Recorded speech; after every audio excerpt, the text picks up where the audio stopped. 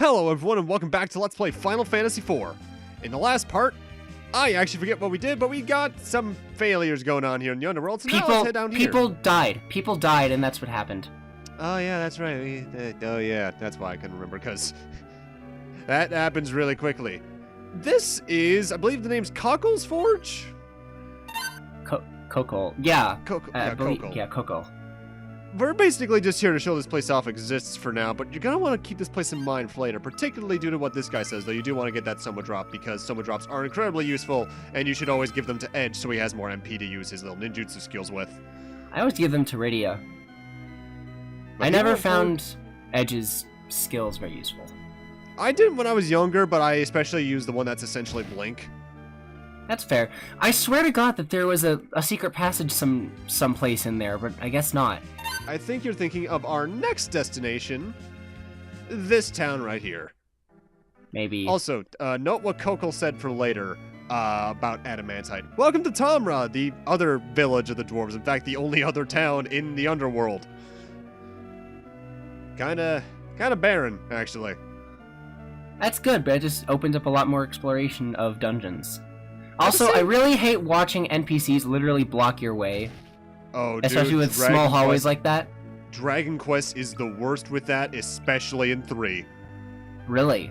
3 is a very, very big game, and NPCs are all over the place. And potentially, they can block your path about 300 times. Well, what I like about Final Fantasy IX is that there's a glitch that you can walk through people, so it's not that big of a deal. I don't think it's that way in any other Final Fantasy game, though, unfortunately.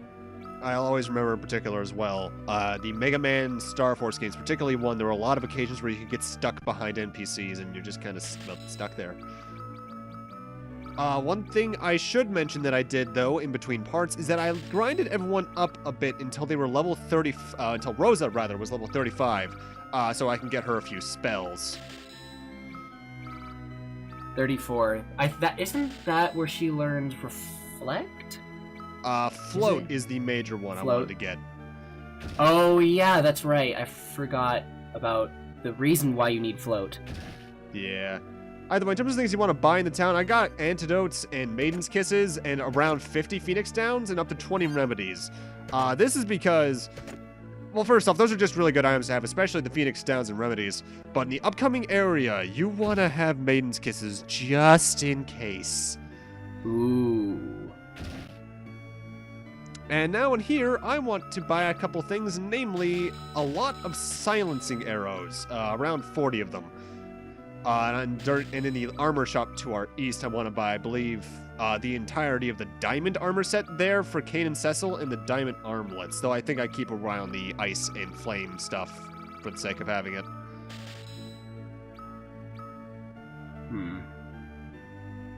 Also, one thing I forget if I mentioned or not when it came to the fire and ice equipment is that I actually basically put one of each piece on both Kain and Cecil so they're both immune to or resist each element. I actually never did that. It's kind of smart. It does. The main thing I do that is so I don't have any weaknesses, because I hate my characters having elemental weaknesses in RPGs. Well, there's not... In a lot of cases... There's not much you can do about it. I feel like whenever I play 9, each of my characters is weak to something different, and yet someone is always weak to water. Zidane is weak to sometimes thunder or sometimes fire, and you never know until an enemy uses scan on him, and then he uses that element on him. Lonnie, I'm looking at you. That also happens so infrequently, though. It doesn't really matter. Either way, there are a couple things we can do here in the Underworld. In fact, this is technically our first major side quest thing. Also, you might remember a few videos ago I was talking about a place you could easily find a mystery egg to get the green dragon. That was that little island I was talking about there. Oh, I did not know that. Our goal in this place for plot is to the south. In fact, I think I flew past it a moment ago. However, I want to head into the caves around the Underworld before we do anything else. I want to give Kain the Sleep Blade so I can give myself some extra abilities, and I want to make sure everyone has a ruby or rune armlet on, for the sake of some status protection, as well as a little... I don't want to say it's a cheat, but a method of avoiding some madness. Welcome to the Sylph Cave. See this green stuff to my right? It damages you when you walk on it. I think it's roughly 50 damage per step. Thus, the reason I grinded Rosa up was to get Float, because if you multicast Float on everyone, you will not take damage from these floor tiles. Unfortunately, if you walk into the next room, you'll have to recast float.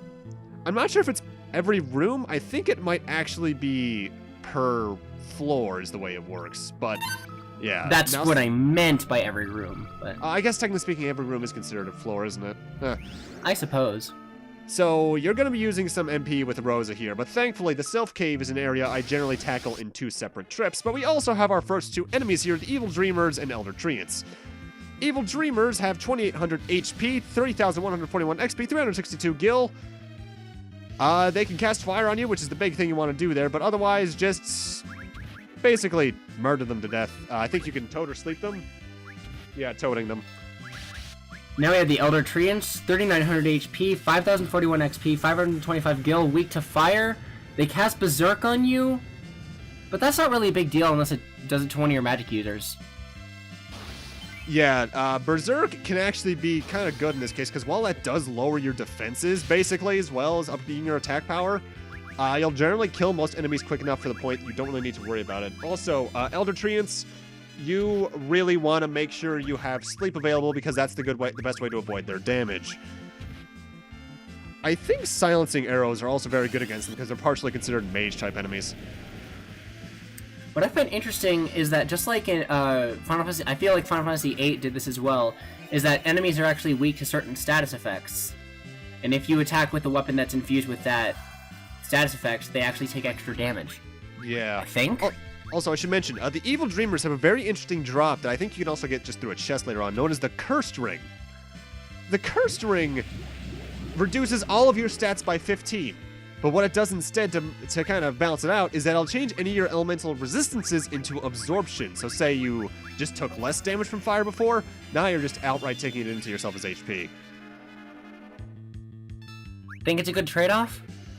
Not really. The best Cursed Ring, I think, is still the one from 7, because partnered that with Vincent, that one, I think it's like the Sniper CR. Overflow glitch, question mark?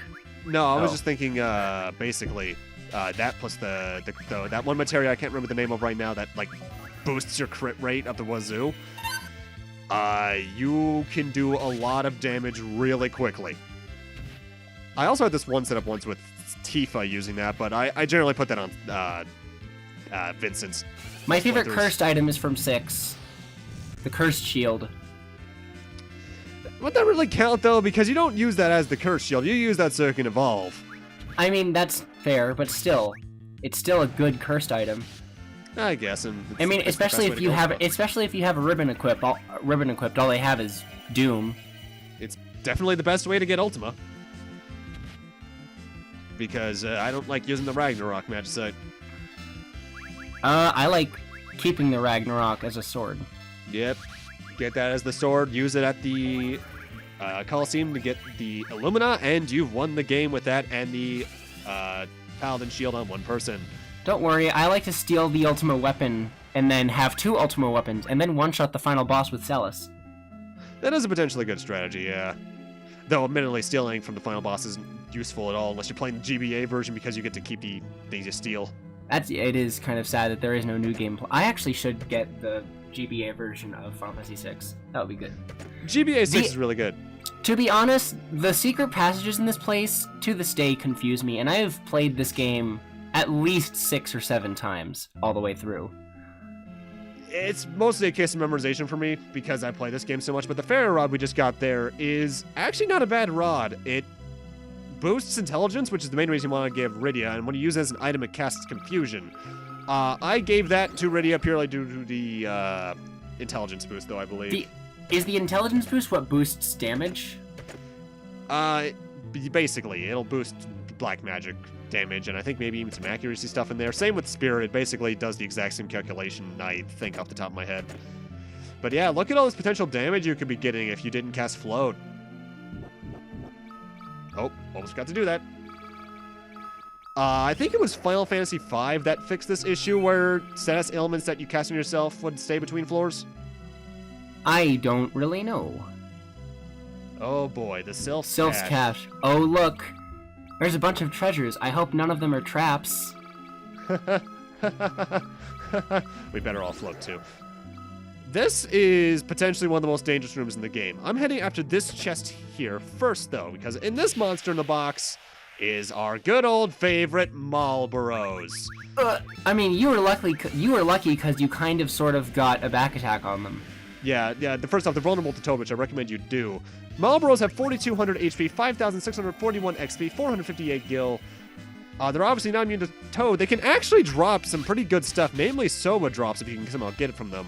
And they have their usual Bad Breath ability, which, as you can see, did nothing to me. The thing is about Bad Breath in this game is that if you block just one of the status ailments that it would inflict on you, you block all of it. That's something that I wish I had known before. I mean, I knew it before this recording because I remember you telling me that a long time ago, and I was like, "What? That's crazy. Why would that be a thing?"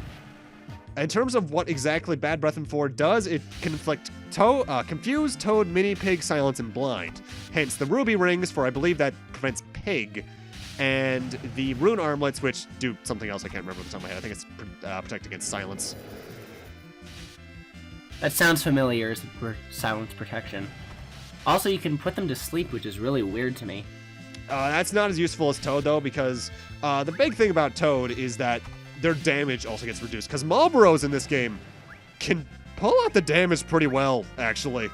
But we get one of my favorite swords in the game for this monster box, the Avenger Sword. Not only does it have a really good attack boost, but it also auto-inflicts Berserk on your character.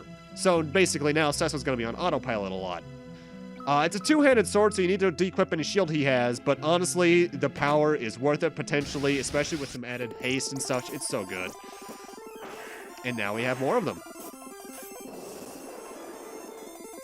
More or less, the strategy for whenever you see Marlboros or Elder Treants should just be to try and get status ailments on them quickly. Yeah. Because otherwise, it's just gonna take some damage. Did you say that the Marlboros were weak to anything? Fire? I don't think they're weak to fire. Yeah, not in this game. Huh. What is your least favorite Marlboro in the series? Marlboro Menace in 10. That's fair. I would say the one from 8 sucks. Because the Marlboro Menace, boom, instant enemy ambush no matter what. I hate that. You don't need a ribbon, it's fine. Yeah. Or wait, you don't need to worry, you can have a ribbon. Yeah, but at the same time, I don't actually usually use the equivalent to a ribbon in 10. Mind you, it's not often I go after the Omega Ruins either. I love the Omega Ruins, it's one of my favorite places in the game. Also, we got, I think it is a new boomerang for Edge a moment ago that I just replaced the other boomerang he had. Moonring boomerang. We actually got, I think, some red fangs just in. You don't really need to worry about that. In fact, more or less, the things I'm here for are generally on the bottom row.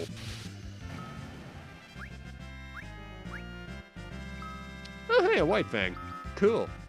This is how I'm handling, by the way, repeat monster boxes.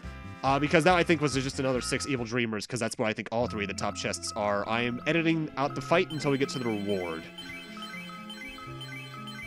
Because, well, we've seen it once sped up. We don't need to see it again sped up.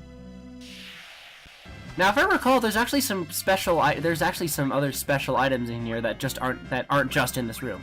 Ooh, Reflect. Nice. Yeah, Reflect is good in this game. I really only have one major use for it, but yeah, it's there, and my inventory's full. What do you do now? I had to get rid of some items. Okay, finally we have a new enemy.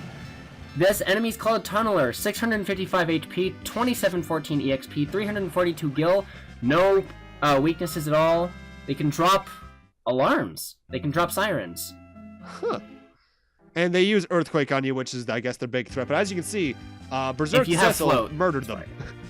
Well, if you have Float, you also don't need to worry about that. There's another enemy that we can encounter in a different cave that is way, way worse, in my opinion. Yeah, also, in case you're wondering what that was me showing you that before I went on to my second trip here, which, by the way, we're back in the little split path that I forgot to comment on earlier. I just went back to the cave with the free health restore pot. It's the best way to go about it. Oh, hey, a randomly placed save point. I still don't know why this is here, because I don't think this dungeon's long enough to warrant having one. It's probably all the twists and turns, maybe. Possibly, and I guess for people who don't have float, it would be a good place to use a tent, but... eh... I don't know, you got an elfin bow, that's pretty good. Yeah, elfin bows are really good, but with that said, I'm just going to teleport and get back to here. In fact, I'm going to see what I can find on that elfin bow, because I remember there being something specific about that.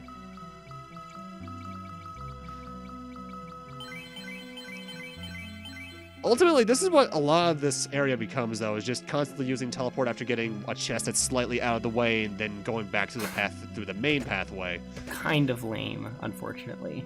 Yeah. Elfin bow, 28 attack, 25 accuracy, 5 intelligence. Okay, this is something I didn't know. Cast shell when used as an item. Huh. How odd. Seeing elfin bow makes me want to play Final Fantasy XII again, but my PS2 is dysfunctional. It's really sad. You have a I'll PC. The remake's coming to Steam soon. Heck! I need this in my life. Yeah, if I were to get Zodiac Age, I'd get it on PS4. That's I don't true, have but it, still. I would. As long as I can still rig the RNG to get me a side ingot bow, that would be good. As long as I had that speed up function to make everything go faster. Because God, 12 is slow. So slow and so long. It gets better towards the mid-game, don't get me wrong in terms of speed, but if there's any game I can say, yeah, I can understand being completely turned off by this slow start, it's 12. And here we have two new enemies, Bog Toads and Bog Witches. The Toads have 5,100 HP, 1,831 XP, 335 gil, and that's about it. They can inflict Toad on you after the Bog Witch says for them to do so. Oh, that's too bad. Now the Bog Witches have 2960 HP, 3441 EXP, 598 gil. They can drop ribbons. It's a super, super rare drop. It's the, 1 in 256. But that's really all you need to worry about. If you really wanted to, you could try and go for them, but it's about as rare as getting the best item in the game, so... Yeah. And you get two free ribbons later on. And 2 is really all you need. That's all you need for. But the best strategy for this monster box is actually to toad the Bog Witch herself, because once she's toaded, her own little croak attack, which is what targets the other toads to toad you, won't go through. So does she croak, or does she say croak? I don't want to know, honestly. But we do get the Mage Masher, which is a pretty good weapon, all things considered. I think I put that on. I wish it was better. I wish it was better in 9. It only has 14 attack, and it kind of might inflict silence. I think in this game, inflicts silence when used. No, not when used as an item. It has a chance of inflicting silence when you attack. That's what it is. Oh, that's what the add status effect does in 9 too. Mind you, it helps that this is a much later game weapon than 9, because the Mage Masher, you get that in you can steal it from the very first enemy you encounter. So 5 minutes into the game, you can already get the upgrade. Cat and Hell. How? Hello. How? How is he alive? You exploded it. How are you? What? No. How? Well, it just so happens that your friend here is only mostly dead. How are you alive? Maybe he is dead and we just don't know it. Or is he just in a coma? Nice use of cuts there. Moving on. That's all we need to do in the Sylph Cave, by the way. And now we go to my favorite dungeon in the entire game. Oh my god, I love this place. So good. In terms of what I did in between that little jump cut there, I actually stored some items. I stored the Ogre Killer, Angel Arrows, Ruby Rings, and Diamond Armlets. The Sleep Blade and Power Armlets still in my inventory, and a lot of the others I sold. I think I also stored those extra claws. Welcome to this cave. I forget the name of. It's just the cave of... I think it's just called the Cave of the Feymarch, or Cave of the Summons. I've always just called this general area the Feymarch. Either way, Redia said that maybe we should go through here because we might be able to get help from Leviathan, and we want to do so because this is a very good area to go through. Also, this enemy is horrible if you don't have float, but if you do have float, you literally have nothing to worry about. I forget, is this your enemy or mine? It's not It's not mine, but I'll Okay. definitely talk No, about I got it because I got it. 3,650 HP, 4,388 XP, 585 gil. Can drop sirens again, so that's potentially good. But they just use earthquake on you. they just use Earthquake, so if you have float, you take no damage, so it's free experience points. Passage of the Eidolons, that's what this place is called. This place is more or less just a recolor of the Sylph Cave, though, especially in terms of gimmick, because we just have actual lava now to stand on. Float is still very useful. Okay, and now we have Belphegor, 2200 HP, 4088 XP, 484 gil. They can drop a cursed ring, and that's it. Oh, they're weak to throw weapons because they're Not flying that- enemies. Yeah, actually, that's another thing that Edge can do that I don't really take advantage of in the game. He can throw specific weapons, and it'll actually do more damage depending on what you throw at him. And honestly, some of the earlier game weapons aren't too bad to throw, but I don't use throw too much anyway because it's a waste of inventory for the most part. I generally only throw specific weapons, like the shurikens from 3 were, honestly. Even though they technically weren't throwing them in 3, but you know what I mean.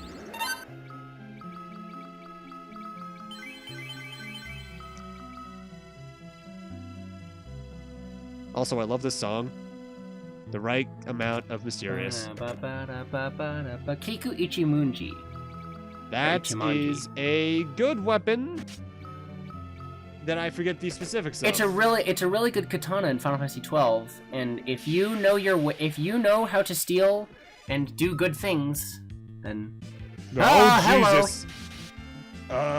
Thunder Dragon has 7,600 HP, 7,777 XP, 900 gil. This guy's mean. He can drop some golden apples and gold hairpins even, but the big thing you want to fear is his Thunderbolt ability, which is essentially a Thunder Elemental Blaze attack.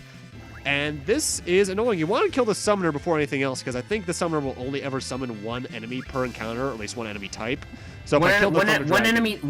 one enemy type, but it's infinite. Yeah, so if I killed the Thunder Dragon, he'd just summon another one, which potentially good Could for be level good. grinding, but... Good for level grinding and possibility thanks. item drops. Because actually, killing 1,000,000 goblins was how I got the goblin summon. Oh god, can you imagine if it was actually 1,000,000? Like the Mega Man stuff in Dead Rising? No, Well, that wasn't 1,000,000, but you had to kill a shitload of zombies. I actually remember... Do you remember... Absolutely. Do you remember the show Cheat on G4 at all? no, I don't. I forget this lady's Unfortunately. name, but she was very charismatic, and essentially the entire show was about modern cheat codes. And I distinctly remember the strategy they gave for doing that was like getting in this car in this garage-like area, just driving over a shitload of them. Oh boy. Ooh. Now we have some Fell Knights. The Fell Knight has 2,900 HP, 4,288 XP, 575 gil. They drop tents and cabins, and they have no weaknesses. Kind of lame enemies, in my opinion. This entire encounter, by the way, the best way to resolve it is to use Toad on all of them because I believe they're all vulnerable to it. The mini Satanas have 3,480 HP, 6,388 XP, 650 gil, and they can confuse you, which is not as annoying as it should be, honestly. The only time I find Confuse a really bad status effect is when we fight a certain enemy in a very certain place later on. I actually used to have a lot of trouble with this encounter before I learned the Toad strategy, because the Fell Knights can do some decent damage to you, and the confusion from the mini Satanas can only make it worse, but nowadays, Toad just kind of neuters it. Yeah. One thing I forgot to mention, by the way, the Arachnes, I believe, are weak to ice. So, that's the thing. Ooh, Kane gained her level. Not that he'll ever get new abilities, but it's good to have basically our tank get stronger. Also, bestiaries, just sell them because they're essentially scan. What are you summoning now? Oh! Oh! We have Naga Rajah. Oh god, no. 1480 HP, 3582 EXP, 238 gil. They can drop unicorn horns and antidotes. And for some reason in the Super Nintendo, they can also drop poison arrows, but they can't do it in any later version. The Naga Rajah, or Naga Rajah, however the hell you pronounce it, is probably one of the easiest enemies the summoners can summon, though. Basically, on most of my playthroughs, I actually tend to run away from them if they summon Thunder Dragons, because I just don't feel like dealing with it. Monster in a box! Oh, that's a lot of Fell Knights. Oh, And ow. Yeah, the Fell Knight's hurt. Okay, it doesn't help that I got back attacked, which is never good. Thankfully, once they're all done and toted, you don't really have to worry about it because they're dealing 1 to 2 damage.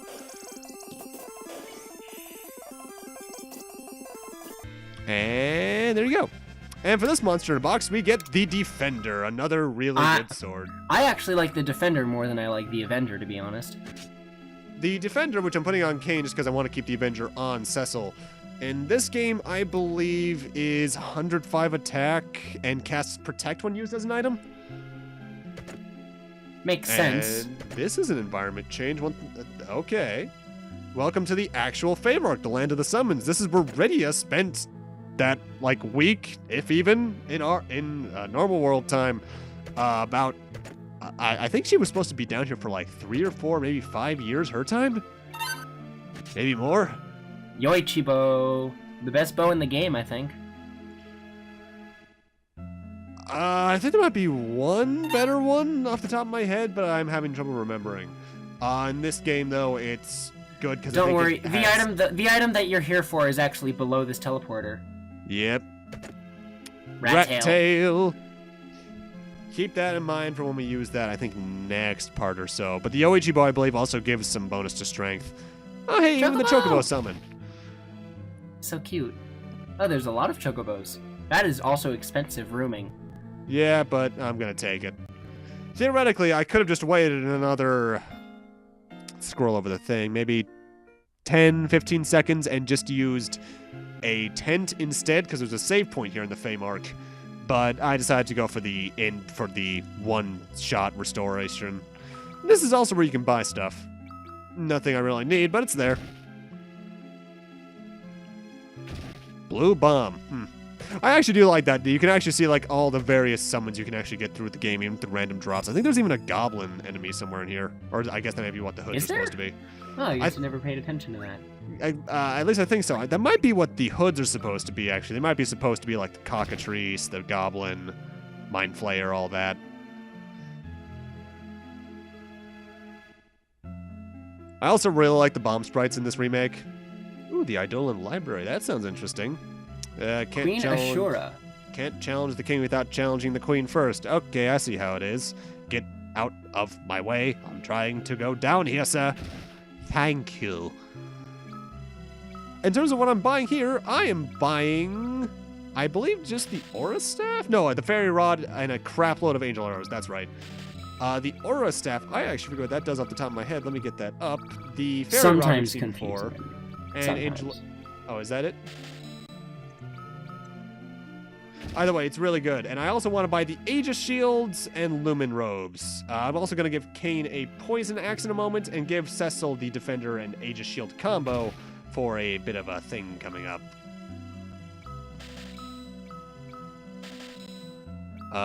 Final Fantasy IV Aura Staff. When used as an item in battle, it can cast Dispel. Plus 10 spirits. So that's the major reason I gave it to Rosa. Dispel on every... Can it be used on party members or just on enemies? I think it's a party member thing, kind of like the healing rod in 5. That would have been good to know earlier as well. The Aegis Shield in 4 protects against petrification as usual, but it also gives some good magic defense and evasion stuff. Also 3 intelligence randomly enough. And the Luminous Robes... I forget. But this is the library, and we can actually get nice little blurbs about each of the individual summons that Rydia gets throughout the game here. Some summons yet unknown to any exist in this world. That's shouting out to the random ones, Rama. I like stuff like those this. Those are all seen from random encounters, right? Yes. No, in 5 that's the case. I don't think that's the case here. Yeah, actually, in terms of summons, basically it's just the normal enemy summons that you get through random battles here. In 5, there were actual random ones you can get, like Rama, Kotobal Paz. I think there's another one, but I can't remember off the top of my head. I can't think of it. Odin, Legendary Master of the Zantetsuken. Sylphs? Wait, Sylphs are here? Keep that in mind for later. What? Golden Roll to Feymarch. Yes, we have literature, just not as 2 moons. Only 1 in the past. Okay, that's weird. Bahamut. Oh, he's back. He's here. Somewhere. Great whale from the moon came to visit, now rests inside a dragon sleeping in peace. Huh. Where did they come from and where are they going? I don't know, Cotton Eye Joeing. Huh. Chamber of the Eidolon King. I'm assuming that's Big Bad Leviathan right here. Big bad boy. And That must be Ashura. hello. Something I wish they actually went into a bit more with this game here is that essentially Leviathan and Ashura here partially raised Rydia.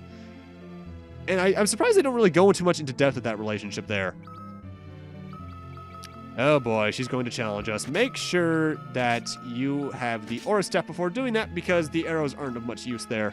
And everyone else is better, but I want to have the Mage Masher for the occasional silence. I think Mage Masher also does more damage towards mage-type enemies. Oh boy, Ashura. Ashura has 31,005 HP, 20,000 XP, no gil. But the big thing is, Ashura essentially randomizes through a few different phases that have different abilities. The main thing you're going to be seeing is Protect, Curaga, Raise, and counterattacks. In terms of my strategy for this fight, you're going to want to use a Bacchus Wine with Edge in order to get Reflect on Ashura, because that'll prevent her from healing herself. You want to have Kain get covered, and then use Titan with Rydia. Do not physically attack Ashura at all. Heal when necessary, haste up everyone while you can, and repeat that until she dies. Huh, that's actually kind of an interesting strategy. The counterattack that she does, which I believe is the red face, can do a lot of damage. Cecil's going to be taking most of the damage in this fight purely due to the fact of her counterattacks and when she's covering Kain. So, yeah. The big thing about Ashura is that this fight can just go on for a while because she has a lot of HP. You're technically not supposed to do this fight until 2-3 parts worth from now, maybe. But I'm doing it now because I know I can do it and I have the strategy to do so. And at this point, we're just going to start fast forwarding because otherwise we'd be here for... Yeah, this battle is extremely long. I want to say we'd be here for roughly 8 minutes otherwise. Titan is your best bet to go because it'll pierce her defenses more often than not. Everything else has a chance of her either getting... oh, no, that's what it is. It's barrier piercing because of our reflect that we put up. And yeah, that's all I really have to say about Ashura. I had a lot of trouble with this fight when I was younger, but nowadays it's just kind of a war of attrition that gets kind of boring after a while. Yeah, that's basically how I feel. Her counterattacks are also why I took off the Avenger Blade, because I don't want Cecil randomly attacking her. That would just go badly. I'm also randomly using Prey with Rosa just for the case where I don't want to waste too much MP.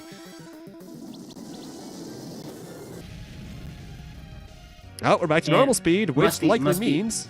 she's dead? Or she's going to... Oh, you're just going to pimp slap Rydia like that? That's not mean. No, that's not nice. And That's not mean at all. Tough love is important. I physically attack with Edge there, which is risky under normal circumstances, but it's good for me because I know she was about to die. Let's see. Asura as a summon. I actually forget what she does. Because I don't use her, honestly, at all. Also, I'm basically going to my prior equipment selection just because the next boss fight is better. I didn't... Oh, Ashura, I see. Huh. For a second, I was like, I don't use Rydia much, and I was like, excuse me? Ashura is a healing summon that casts one of 3 spells depending on which face is showing when summoned. If she shows the pale face, she casts Curaga. Her happy gray face, she'll cast Raise. And if she shows the angry face, she'll cast Protect. So, not too useful. Will we test our spirit against your powers? Well, we kind of need vengeance for earlier. It'll be bad. Okay, Leviathan has 50,001 HP, 28,000 experience points, and for some reason you don't get a set number of gil. Drops potions, and it's weak to thunder. Hey, the main things with this fight is the tidal wave attack, and I think he also has Blizzara, randomly enough. The tidal wave will do a lot of damage. It's essentially Deluge from prior games, or in later games especially. I'm looking at you 5. Main strategy for this, use a Spider Silk on him immediately, have Kane attack and Rosa slow him to get that second slow stack on. Thundara with Rydia, because Rama isn't worth the MP at this point. And you want to use Blitz with Edge, because that's another Thunder Elemental attack that'll do a lot of damage towards him. Heal up when necessary. You'll know he's about to do his trademark Deluge Tidal Wave attack when he opens up his mouth. And because of that, when he does that, you probably want to focus more on defending and getting some healing done. Haste is really good here as well, just to get your damage in him a lot more quickly. Is there any item that absorbs water apart from that curse ring? I suppose maybe the curse ring would be a decent thing to have. I'm not sure if anything resists water in this game off the top of my head, actually. Aside from maybe one piece of equipment, maybe another one in the post-game-ish region? The Final Fantasy V, I think, was the first one to outright add water protection through the Coral Ring.